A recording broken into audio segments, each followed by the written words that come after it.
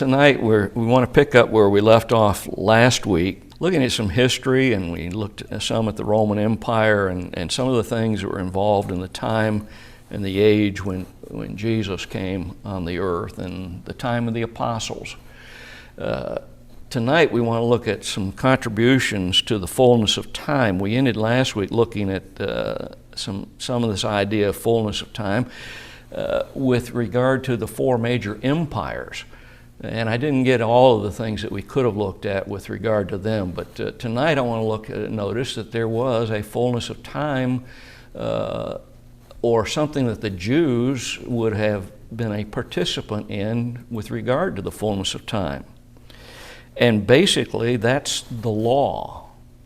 The law was given by God to reveal what sin is, the consequences of sin, the terribleness of sin, and the idea that no individual fulfilled the law. The only one who ever fulfilled the law perfectly, that is the law of Moses, was Jesus. Nobody else fulfilled it. Everybody else failed to live up to the standard that God set. And it's true that even today, none of us live up to the standard that God has set. But this law showed them you can have a law, but if you can't fulfill all of it, you have a problem. And so this is what the law basically did. And the law of Moses made them conscious then of their shortcomings. And when we study the law of Christ, it ought to make us realize, and when we study his life in particular, it ought to make us realize that we fall very, very short of the standard that God has set. In that law, sacrifices were required. And that began to teach the people about this idea, this concept of giving of self, sacrifices that had to be made, in particular for God. And again, these emphasized their shortcomings. And our sacrifices today emphasize, or should to us, our shortcomings. We make sacrifices, or should make sacrifices, daily to God. Our time, our efforts in promoting Christianity, promoting God's way. And it emphasized to them the seriousness of sin. And again, you and I, by looking at the death, especially of Jesus on the cross, that should emphasize to us the seriousness of sin. He died for our sins. We couldn't make a payment. We couldn't make any payment for our soul whatsoever. Only one who was perfect, who fulfilled the law of Moses, could do that. It also emphasized the reality of God's ever-presence. He is there always has been, always will be. And when this old world is gone, when it's finished, when he's decides, or if he's already decided a particular time this world's going to end, when it ends, that's it. All there will be left is God, our souls, and eternity with either God or the devil. Just plain. You know, I get amused at so many people today, and yet it's so sad, who don't believe there's any rewards and punishments. And yet they'll look around them in the way man deals with other men and see that there are rewards and punishments for various things. Where do they think that idea came from, that concept? It also showed them, and teaches us as well, our inability to save ourselves through our efforts. We could never do enough.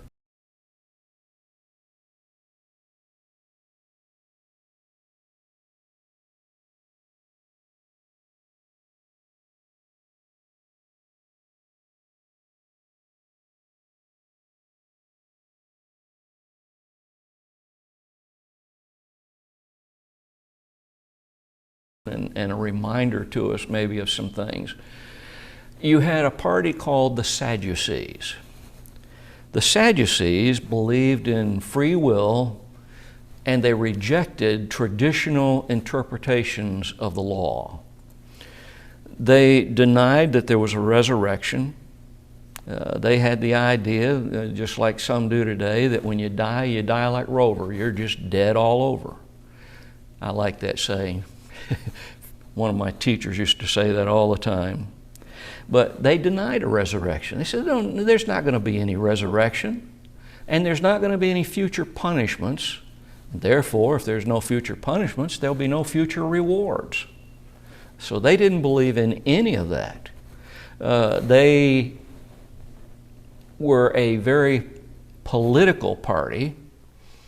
They were those who, in a very real sense, controlled the Sanhedrin, in the sense that usually the high priest toward the end was of the Sadducean party. And when we look at the Sadducees in the New Testament, we see that they were the very first ones to persecute Jesus and thus Christians. They were the very first to organize in that sense.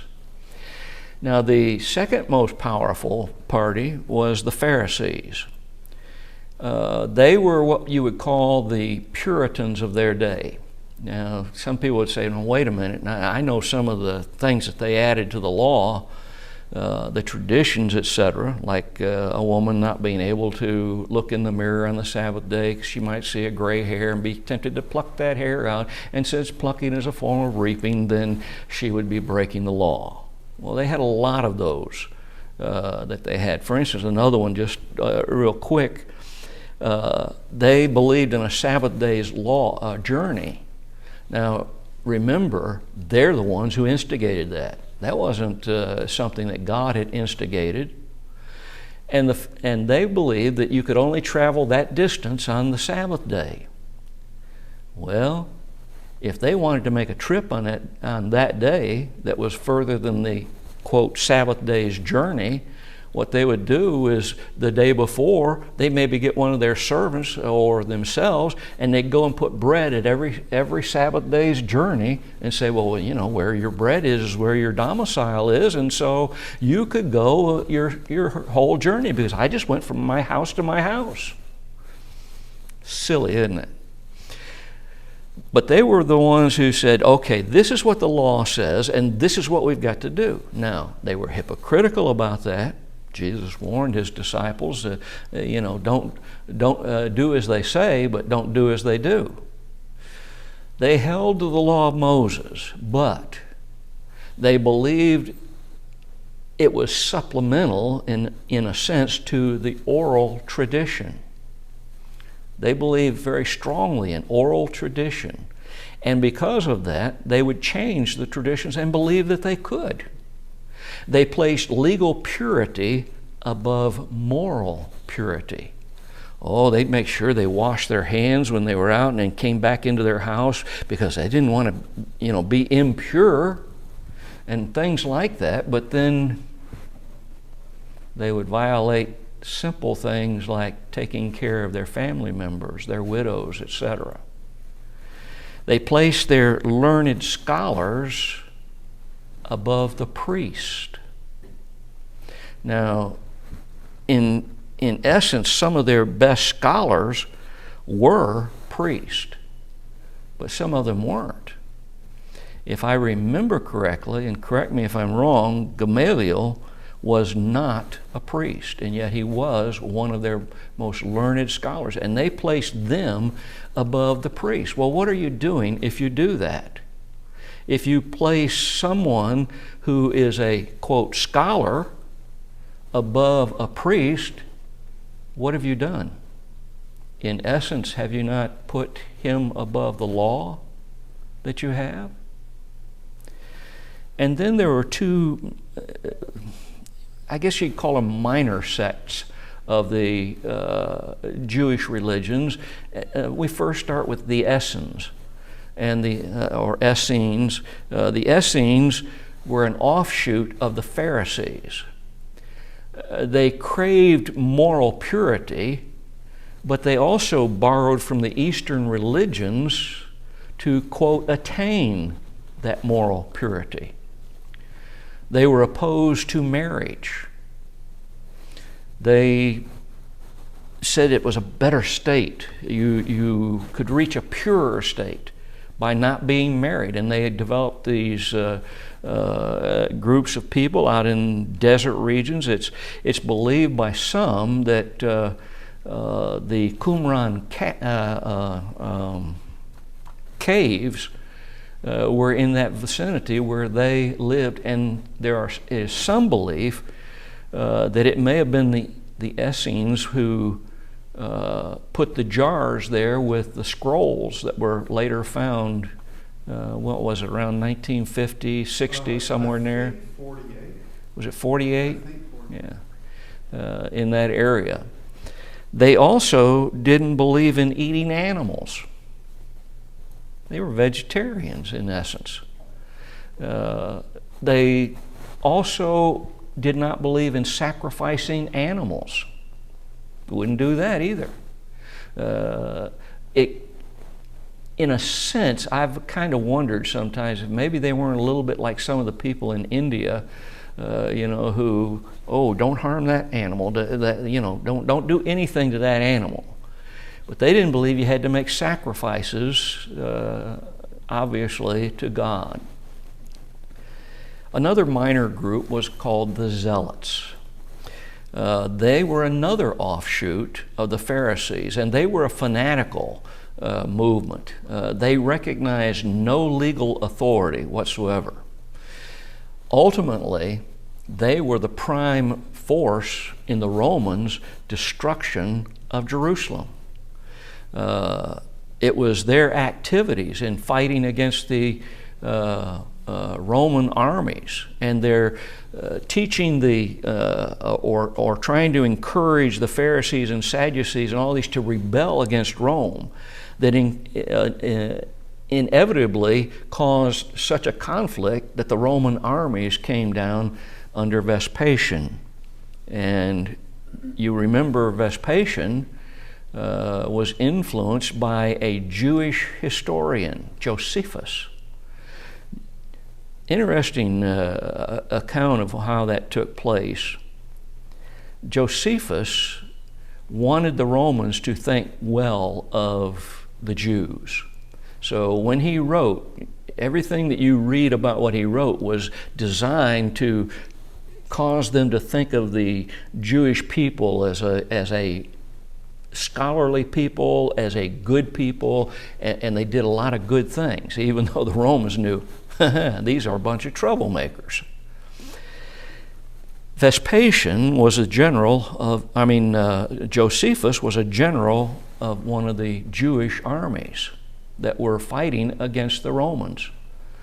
And they were defeated in such a way that instead of falling into the hands of the Romans, they made a pact to kill each other, drew straws, so to speak, as we would think of it, lots, as to how they would kill. One man would kill the next one would kill the next one, and on it went. Until finally one is left, and that one was to commit suicide. Guess who got, as we would say, the short straw? That's Josephus. It was Josephus. And Josephus did not kill himself. Actually, Josephus was a smart man. He was very intelligent. I think he knew where to stand. I'm sorry? I think he knew where to stand in that circle. Oh, yeah. What number to be that would end up last. I really believe that. Yeah, he was a very, very intelligent man. He was. Clever.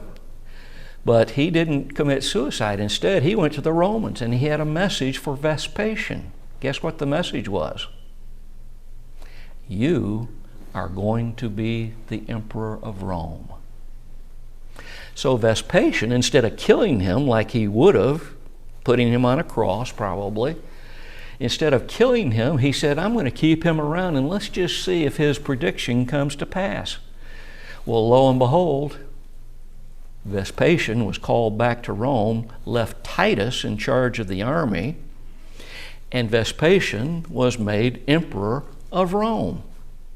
And Titus was then the general who conquered Jerusalem, so to speak.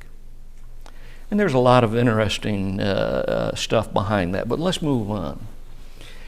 One of the apostles, possibly, and I say possibly, there are those who try and say, oh yeah, he absolutely was a zealot, possibly. Which one? Simon Zelotes? In Acts chapter 1 and verse 13. We do not know absolutely whether or not Simon, called Zelotes, was one of the zealots. It is not an accident that the world was found ready for the coming of Christ. It was no accident. It was planned by God in the long ago, before time ever began. When you look at what was in the Roman Empire at this time, you see a time of basically peace. It wasn't a total peace. There never will be a total peace in this world. But basically there was a peace with good roads, extensive travel and commerce, which allowed people to interact from vast regions of places. There was an exact language that is being used throughout the empire, and a people that God had prepared with His law to recognize one God.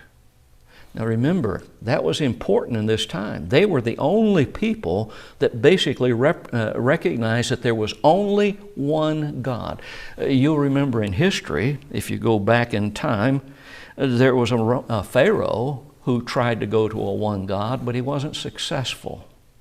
He died. There are thoughts by some that he was executed or assassinated because the people, the priest in particular, were very upset at him moving away from the old gods. The social conditions that existed played a part. With slavery and the immorality that was so rampant in the Roman Empire, with a disregard for human life, a debasement of womanhood, the frequency of divorce and suicide that was found in the empire, all of that would create a desire for something better, an improvement, a willingness. And I want to emphasize something. When you look at Christianity compared to other religions, there's not another religion in the whole world that improves things the way Christianity does, especially womanhood. I read an article the other day where a lot of liberal women, and they call them that, liberal women in our country, are converting to Islam. And the man who wrote this article was saying they don't have any idea what they're looking for. If they get into an Islamic state, he was talking about how they're going to be beaten by their husbands. There'll be nothing more than property and et cetera, et cetera. And her testimony, he said, was considered to be 1/3 of that of a man. So in court, their testimony was worthless. Christianity has always brought improvements in the world. Always. There was also a realization that man left to himself couldn't provide for his salvation. You remember we mentioned earlier that the Romans had gotten to the point, and in the Roman world, where they looked to the emperor to make everything better for them. And yet emperor after emperor after emperor failed miserably. Couldn't do it. The world was getting worse. But this would cause them, seeing all of this need for a better world and a desire for a better life, would make it the time, along with all of the world events that led up to it, would make it the time for Christ to come into the world. Is there Jesus? Did Jesus live? Did he do the things that are said of him, or is it just myth? You and I live in a time, and really centuries have gone by, where we have to prove the existence of Jesus. Because a lot of the world we live in says it was just a myth. He didn't really heal people. The crossing of the Red Sea by Moses and it's just a myth. These things didn't happen. I've been asked over the years a number of times, what evidence do you have that Jesus was a real man? What evidence do you have that he did the things that he did? Well, number one, I've got the historical record of the Bible. If I believe that the Bible is from God, then everything in that book actually happened, was real, and the laws made are essential for salvation. Jesus indeed was born of a Virgin Mary in Matthew 1, verses 23. He was born in the city of Bethlehem, Matthew 2:1. Well, now how's that historical evidence? Oh, the prophecies. Over 300 prophecies in the Old Testament so that he could be identified when he came to this world. When he was 12 years old, he confounded all the wise men of the Jewish nation who were gathered in Jerusalem. And remember, we mentioned there would have been many Greek philosophers in that area at that time as well. He confounded them. They couldn't imagine somebody his age being able to ask questions and answer questions that they could offer. And he performed many miracles. In Matthew 15 and verse 31, we're told the multitude wondered when they saw the dumb to speak, the maimed to be whole, the lame to walk, and the blind to see. Now, I want you to notice that's evidence. You say, well, how is it evidence? Because people who were there and actually saw these things recorded this for us. This wasn't just somebody saying, let's see, what kind of a figure can I make up to make people believe that it was a God, etc., etc. They saw these things with their own eyes. They heard the words. You remember in Matthew 11, the blind receive their sight, the lame walk, the lepers are cleansed, and the deaf hear, and the dead are raised up. Further, Jesus proclaimed himself to be deity.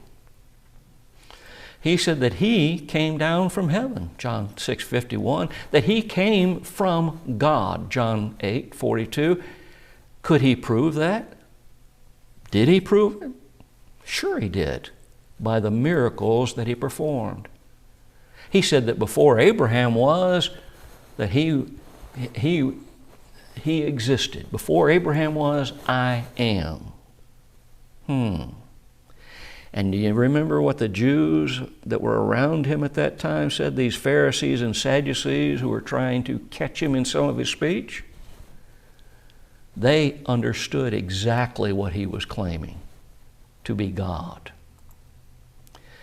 The apostles proclaimed his existence. They saw what he did. They wrote it down for us. It is in existence, and interestingly, this book that so many have tried to destroy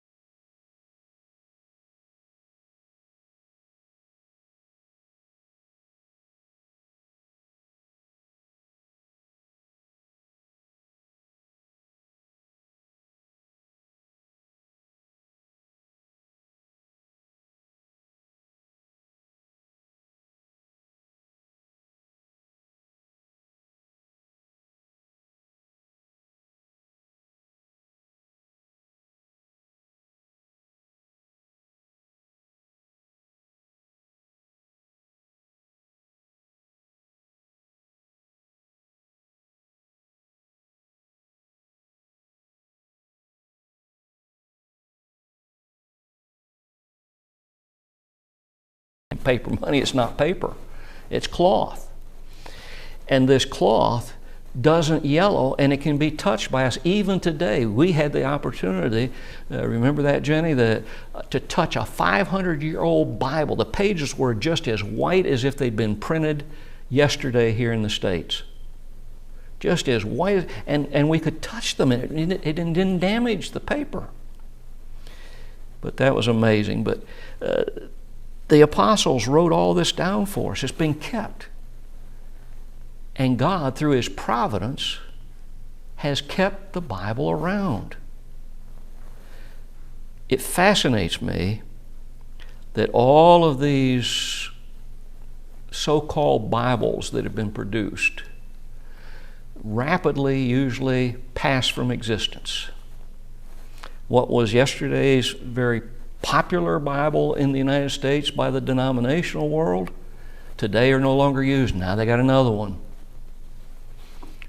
And yet the King James, being upgraded in language at least 5 times, I think the King James, and help me out with this, I think the King James, if I remember right, is the 5th generation from the original, and the New King James is the 6th. Is that right? I think it's like that. 4th, 5th or 6th, or it's something.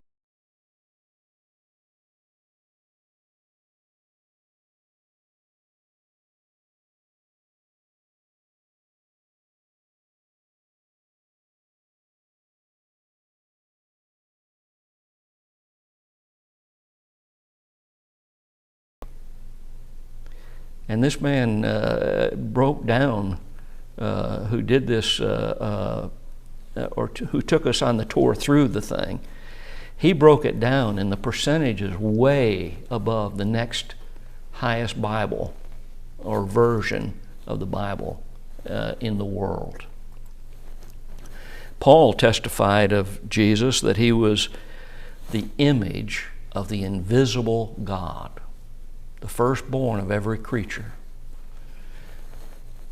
He also mentioned that it was by Him that all was created. Everything in the heavens, everything that is visible, invisible, on the earth, all created by God, by the Lord Jesus. Colossians 1:15 beginning. But someone would say, hey, wait a minute, Bob. Again, you haven't proved anything. Why? Because they don't believe in the Bible. You ever gotten sat down with a study with somebody, and they tell you, you open your Bible and you start to try and study with them, and they say, well, I don't know if I believe there's a God. I don't believe, the Bible is written by God. You ever run across that?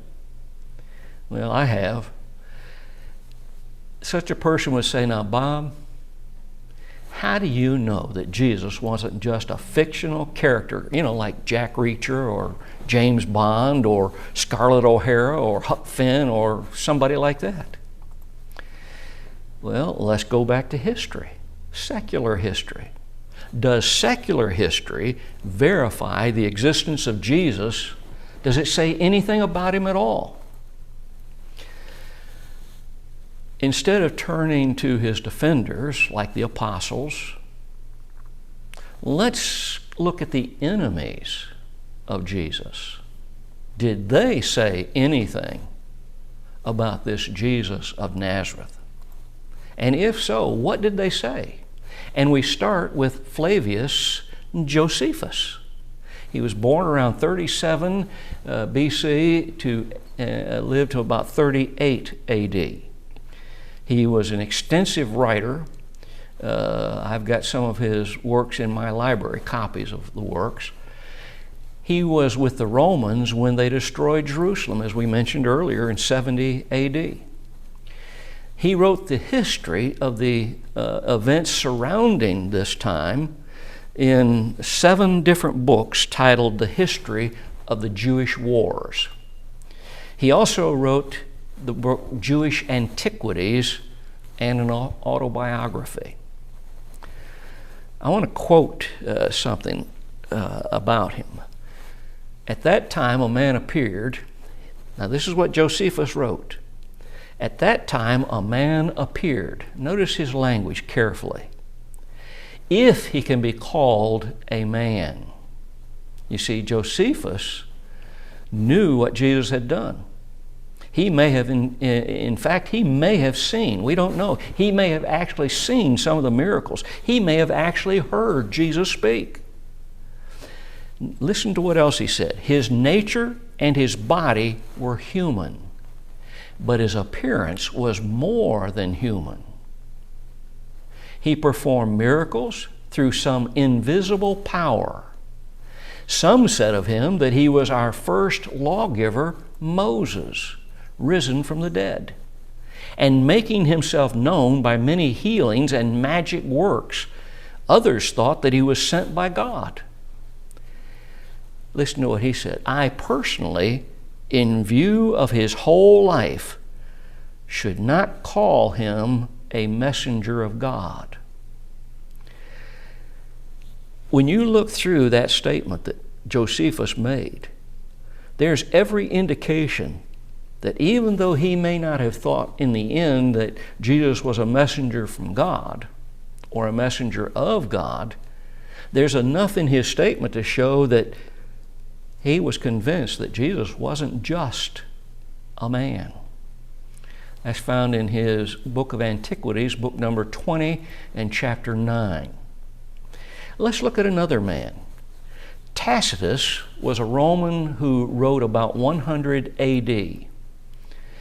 And Tacitus strongly disliked Christians.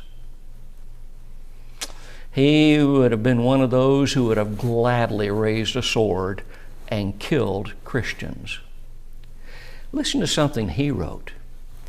In writing about Nero, he said, quote, "But neither all human help, nor the liberality of the emperor, nor all the atonements presented to the gods availed to abate the infamy he lay under of having ordered the city to be set on fire. To suppress, therefore, this common rumor, Nero procured others to be accused and inflicted exquisite punishment upon these people, who were in abhorrence for their crimes and were commonly known by the name of Christians. They had their denomination from Christus, Christ, who in the reign of Tiberius was put to death as a criminal by the procurator Pontius Pilate." Isn't that interesting? Look at the names that he's mentioning. They're historical names. He's giving credence to the fact that these people actually existed. He went on to say this pernicious superstition, notice his hatred of Christianity showing through his writings, though checked for a while, broke out again and spread not only in Judea, the source of this evil, but reached the city also, whither flow from all quarters all things vile and shameful, and where they find shelter and encouragement. At first they were only apprehended who confessed themselves of that sect. Afterwards a vast multitude discovered by them, all of which were condemned not so much for the crime of burning the city as their enemy to mankind. Their executions were so contrived as to expose them to derision and contempt. Some were covered with skins of wild beasts and torn to pieces by dogs. Some were crucified. Others, having been daubed over with combustible materials, were set up as lights in the nighttime and thus burned to death. Nero made use of his own gardens as a theater upon this occasion, and also exhibited the diversion of the circus games in the amphitheaters, sometimes standing in the crowd as a spectator in the habit of a charioteer, at other times driving a chariot himself, till at length these men, though really criminal and deserving exemplary punishment, began to be commiserated as people who were destroyed not out of regard to the public welfare, but only to gratify the cruelty of one man. Tacitus, the Annals, 15 and 44. So what you're seeing is a man who's historical in nature, who lived during that time of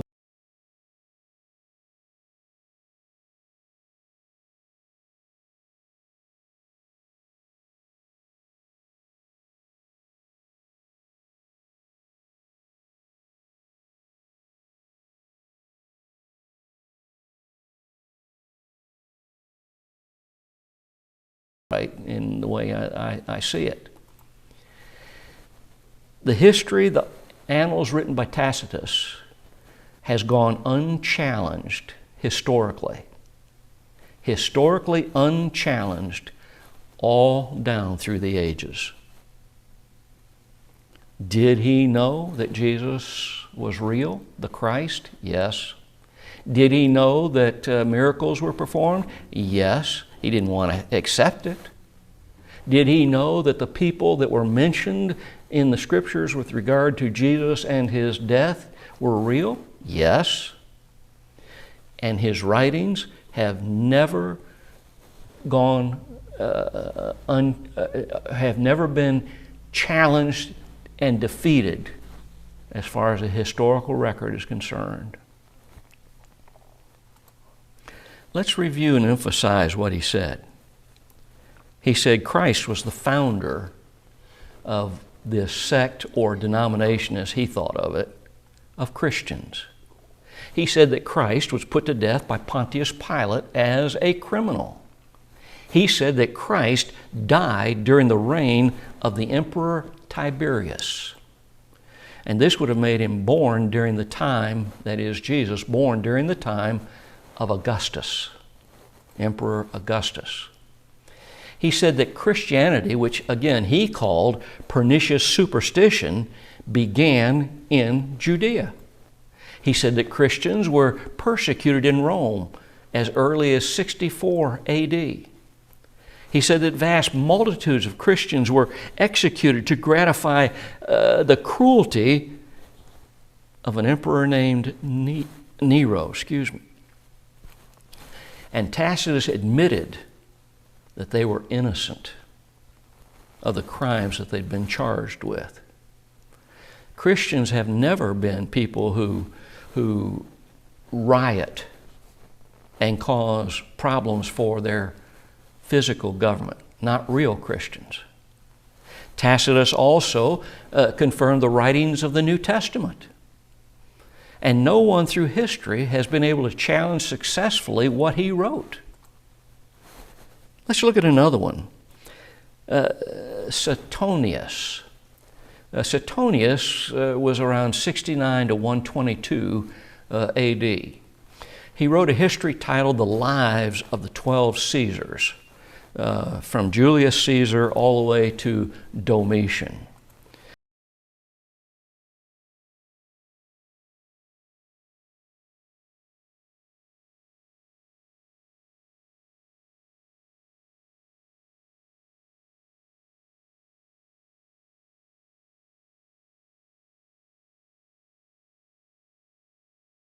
At the instigation of Christus, he expelled them from the city. He looked at Christianity, because it started in Judea, as these Jews are causing this problem. He looked at Jews as being, and when the Jews actually did cause problems in the Roman Empire, he just simply associated Christians with them. And really what that confirms for us is something that is found in Acts chapter 18 and verse 2, where the Jews were expelled from Rome. Let's think a little bit about controversy and departure, particularly from the truth. From 100 to 312 AD, you remember that Paul had given warnings to the elders at Ephesus that from among themselves would men arise, speaking perverse things. He said, take heed then to yourselves. In other words, Paul was basically telling them, look, there are going to become people from among the eldership that are going to cause problems in the church. And it has always taken place. Even to our day, there are elders who do not want truth proclaimed, who look at the church as their pet and their business, so to speak. All kinds of problems. He said, you look to yourselves, don't let this happen. Well, it did happen. In 100 to 150 AD, a group of uninspired writers began to arise and encourage Christians to remain faithful in the face of severe persecutions that they were going through. And many of those persecutions were developing because they had drifted away from truth, and they were now practicing things that brought the ire of the people around them. These men are many times called what we call the church fathers. Clement of Rome, Ignatius of Antioch, the epistles of Barnabas, the Dactyl, the teachings of the apostles, supposedly, the Papias, Polycarp. And Polycarp, of course, is really interesting to us because he was arrested simply because he was a Christian and sentenced to die. But his captors felt sorry for him because he was a very aged man. And they offered him freedom if he would just say, Lord Caesar.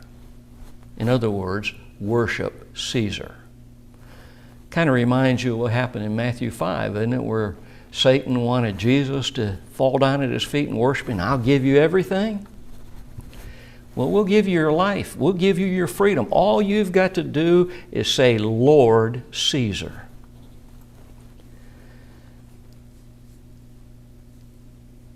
He gave two answers to what they said.